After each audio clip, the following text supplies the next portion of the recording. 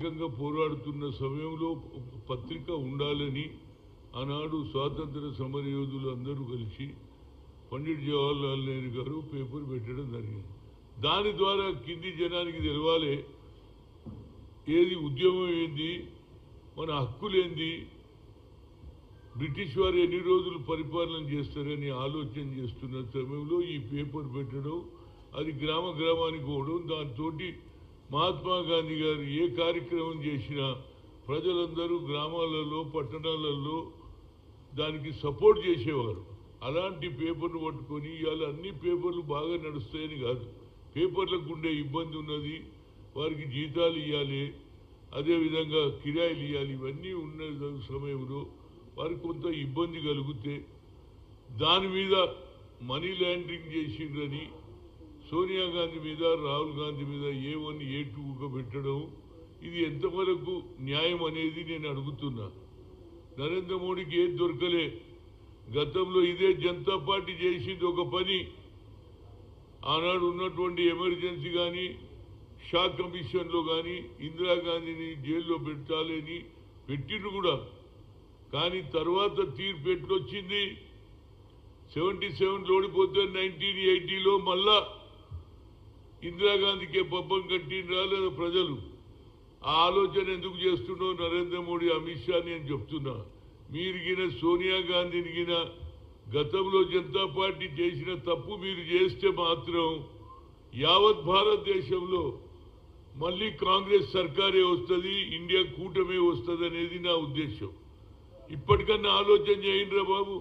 అది ఆ రోజులలో సంజయ్ గాంధీ యూత్ కాంగ్రెస్ ఉంటే ఈ యూత్ కాంగ్రెస్ వల్లనే ఇందిరాగాంధీ ఓటమికి జరిగింది, కాంగ్రెస్ పార్టీ పోయిందని యూత్ కాంగ్రెస్ ను నిలిపివేయాలని సీనియర్ నాయకులు ఒత్తిడి తీసుకొస్తే ఆ రోజులలో ఇదే మన నాగార్జున సాగర్లో యూత్ కాన్ఫరెన్స్ అని పెట్టడం జరిగింది. దాని తర్వాతనే సంజయ్ గాంధీ గ్రామ గ్రామాలలో పట్టణాలలో రోడ్ల మీద పడుకొని మళ్ళా ఇందిరాగాంధీ ప్రభుత్వం 1980లో తెస్తే ఆ రోజులలో నేను యూత్ కాంగ్రెస్ ప్రెసిడెంట్గా సంజయ్ గాంధీని భోజనానికి పిలిస్తే అందరూ వచ్చారు. ఏది ఏపీ గెస్ట్ హౌస్లో. చాలా మందికి తెలియదు నా హిస్టరీ.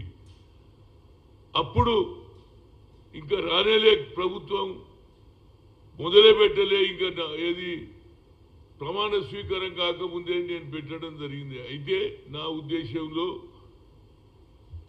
ఇవాళ నరేంద్ర మోడీ అమిత్ షాకు ఒక సూచన ఇస్తున్నా, మీరు అనవసరంగా ఇది మనీ లాండరింగ్ కేసే కాదు, అట్లా విజయ్ మల్య మీద నరేంద్ర మోడీ మీద అదేవిధంగా ఉన్నట్టు అదాని మీద ఉన్నటువంటి కేసులేమి కేవలం ఇందిరాగాంధీ కుటుంబాన్ని ఫినిష్ చేయాలని ఇందిరాగాంధీ కోడలుగా రాజీవ్ గాంధీ కొడుకుగా ఉన్నటువంటి ఏదైతే రాహుల్ గాంధీని కూడా ఈ విధంగా చేయడం అనేది అది ఎంతవరకు సమంజసం అనేది ఆలోచన చేయమని చెప్తున్నా. ఇదే జరిగితే మళ్ళీ కాంగ్రెస్ వస్తుందిరా బాబు. ఎప్పుడు 2029లో ఎప్పుడు ఎన్నికలు జరిగినా ఆ తప్పు మీరు చేస్తే మాత్రం తప్పనిసరిగా ఒక ఆలోచన చేయండిరా బాబు. ఇప్పటికన్నా ఆ కుటుంబానికి దగ్గర పోయి జైల్లో పెట్టాలని మీ ప్రయత్నం చేస్తే మాత్రం మళ్ళీ కాంగ్రెస్ రెపరెపలాడి ఈ దేశంలో వస్తుంది. ఎందుకంటే దానికి కారణం కూడా ఉంది. ఈనాడు కూడా ఇందిరాగాంధీ కోడలుగా రాజీవ్ గాంధీ సతీమణిగా ఇతర దేశాల్లో పుట్టిన భారతదేశ సంస్కృతిని తూచా తప్పకుండా నిర్వహిస్తున్నటువంటి సోనియా గాంధీని కానీ రాహుల్ గాంధీని కన్యాకుమారి నుంచి కశ్మీర్ వరకు నడిచిన తర్వాత we come to the power, will conduct caste census అన్నాడు. జిత్తిన ఇచ్చేదారు యుక్తి భాగీదారు అన్నాడు. ఆ చర్చ దేశం మొత్తంలో నడుస్తుంది. ఆయన పార్లమెంట్ లో కూడా అన్నాడు 90% జనానికి అన్యాయం జరుగుతుంది, 10% వాళ్ళే లాభపడుతుండ్రని చెప్పిండా లేదా?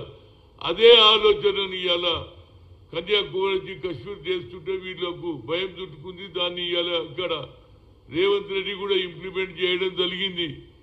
150 కోట్లు పెట్టి కులగన జరగాలని ఇంటింటికి తిరిగి వాళ్ళ వివరాలు తెలుసుకొని 42% ఏది 10 జిల్లాలు తిరిగిన నేను ఆ తర్వాత కామారెడ్డిలో డిక్లరేషన్ జరిగింది. అందులో సిద్ధరామయ్య గారు వచ్చారు, రేవంత్ రెడ్డి గారు 42 అనౌన్స్ చేశారు. దాని ప్రకారంగా రేపు జరగబోయే లోకల్ బాడీ ఎన్నికలు కానీ సామాజికంగా ఆర్థికంగా ఏది విద్యా విధంగా ఉద్యోగాలలో కూడా రిజర్వేషన్ ఇవ్వాలని ఆలోచన చేసింది. దేశంలో ఎక్కడ కాదు ఇక్కడ జరిగింది. ఇది ఒక దిక్సూచి. దీనికి నేనేమంటున్నా అంటే మన నాయకులు కూడా అన్ని కుల సంఘాలను రిక్వెస్ట్ చేస్తున్నా. రేవంత్ రెడ్డి గారు రేపు వస్తారు, వచ్చిన తర్వాత పెద్ద ఎత్తున మీటింగ్ పెడదాం.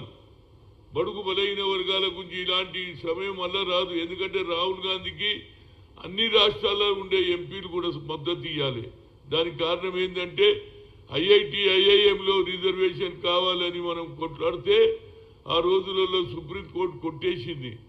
అప్పుడు దిక్కులేక కేవలం దానికి ఆల్టర్నేట్ పార్లమెంట్ అని నేను సోనియా గాంధీ దగ్గరికి పోయినా. Madam, talent is not anybody's property, God has given to everybody. మేము లోకల్ లాంగ్వేజ్లో చదువుతాం, మలయాళం, తెలుగు, ఒరిస్సా, కన్నడలో చదువుతాం. కానీ టాలెంట్ అనేది మాకు కూడా భగవంతుడు ఇచ్చింది. కానీ మీరు అవకాశం ఇవ్వాలన్నా ఏం చేయండి అంటే why don't you put a word to Manmohan Singh అన్నాడు. మన్మోహన్ సింగ్ నిలబెడితే అన్ని రాజకీయ పార్టీలు మద్దతు ఇచ్చింది. ఇవాళ ఒక్కొక్కరు 1,50,000 జీతం, అదేవిధంగా ఇంజనీర్లుగా, అదేవిధంగా డాక్టర్లు ఆల్ ఇండియా ఇన్స్టిట్యూట్ మీద చదువుతున్నారు.